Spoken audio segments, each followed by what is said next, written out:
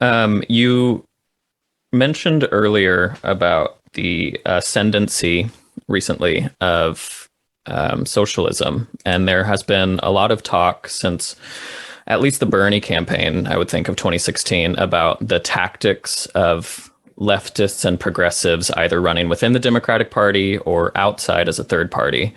And we've seen some encouraging success with figures such as Shama Sawant, the Socialist City Council member of Seattle, running with a socialist alternative. At the end of the day, yes, we need candidates to run against corporate Democrats.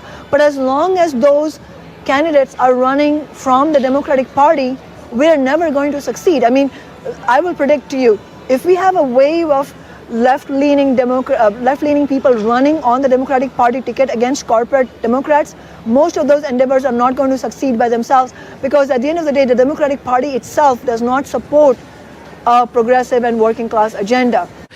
And she's been winning re-elections and successfully defeating corporate-sponsored recall elections in Seattle.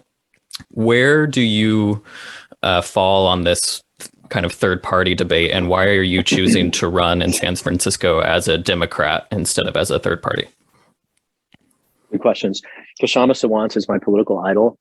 I have enormous respect and admiration for her. I'm frankly amazed at the influence she's had as a local official who has made the Fight for 15 a national cause celebrity. She's frankly shamed everyone in Congress for not showing up for work for the preceding decade. In terms of the multi-party, party identification, so I was a registered Green for 15 years. And I only registered as a Democrat because I'm running for office in a one-party town. The only path to citywide office in San Francisco at the moment is through the Democratic Party.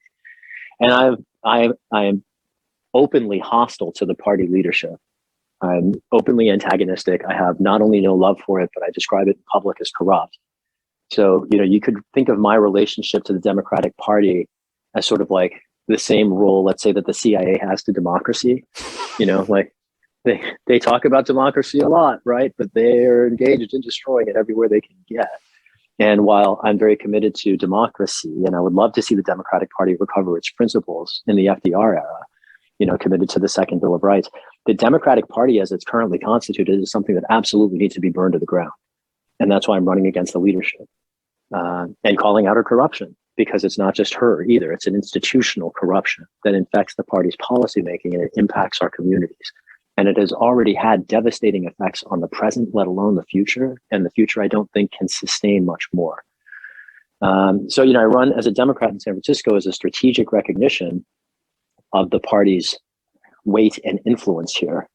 And I recognize that if I were to run as a third party, which frankly I would love to be able to do, it would immediately resign our campaign to effective irrelevance. Let me press on this from a different direction. Even short of winning the seat, I've had the remarkable experience of in 2020 winning much more than that. And that is 6 different policies where Pelosi had to change positions because of the controversy, around positions she's taken. And that only was possible because we were threatening the seat. If I were not running as a Democrat, I don't think that play reaches the end zone. In other words, to credibly threaten the seat in a one-party city, I have to be running under the party with which the majority of voters identify. If I were to disaffiliate, I would effectively neutralize myself such that I would take off the table the opportunity to force policy concessions, which again are more important to me than the seat. Last thing I'll say here is that I've frequently said that were the circumstances different, I would very happily defect from the Democratic Party if, for instance, Pelosi were to have retired, which a great many people expected. The next thing that would have likely happened is that a bunch of Democrats would have gotten in the race, and then I could have defected from the party because they would have split the partisan base. But because she didn't retire, and all of the careerists who would want to follow her in office don't have the political courage to face her, it basically leaves me in what is effectively a one-on-one race. There are other challengers, but it's going to be me and her in November. And in a one-on-one race, the only way you win in San Francisco is as a Democrat.